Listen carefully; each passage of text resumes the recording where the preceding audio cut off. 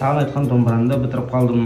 Мына тегін жасап жатырмын. Мен саған домбыра туралы бір аңыз айтып берейін. Баяғыда бір ауылға бір күйші келіпті. Сол ауылдың билеушісі күйшінің сынамақ болады. Сынамақ болып күйшіге айтады: сен өз сезіміңді күймен білдірші дейді.